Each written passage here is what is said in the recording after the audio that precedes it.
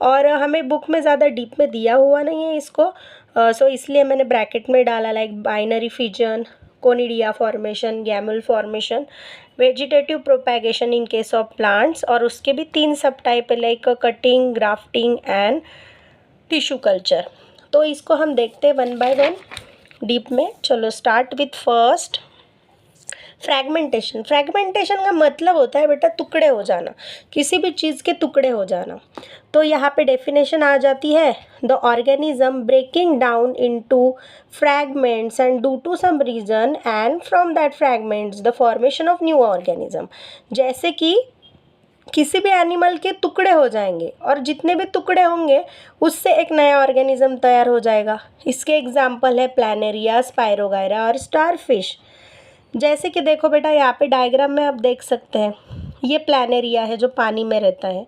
इसके अगर 2 टुकड़े हो गए तो हेड के पार्ट में फिर से नीचे का पार्ट उग जाएगा और नीचे के पार्ट में फिर से हेड का पार्ट उग जाएगा, और हमें एक प्लैनेरिया से 2 प्लैनेरिया बने हुए दिखेंगे। तो इस टाइप के असेक्सुअल रिप्रोडक्शन को हम बोलते हैं फ्रैगमेंटेशन। नेक्स्ट है हमारा budding. What is the definition of budding? Formation of one or more outgrowth of cells, या we can say bud, and from these buds new organism of are formed। मतलब होता क्या है ना बेटा, मराठी त्याला आपण कोंब बोलूया। एक ऐसा एनिमल होता है जिसपे एक कोंब आता है, बर्ड आता है, जैसे कि बंच ऑफ बर्ड, एक ग्रुप होता है सेल्स का, और ये सेल्स धीरे धीरे धीरे डिवाइड होने लगते हैं। जहाँ पे आप ये देख सकते हैं, एग्जाम्पल है ईस्ट का एग्जाम्पल है ये, ओके। ईस्ट और हाइड्रा में हमें बर्डिंग देखने को मिलता है। तो यहाँ पे हमने देखा कि एक मदर सेल से बहुत सारे बर्ड्स फॉर्म हो रहे हैं, और अगर ये अपने पेरेंट्स से अगर टूट गए नीचे तो ये सेपरेट अपना लाइफ जीने लगेंगे।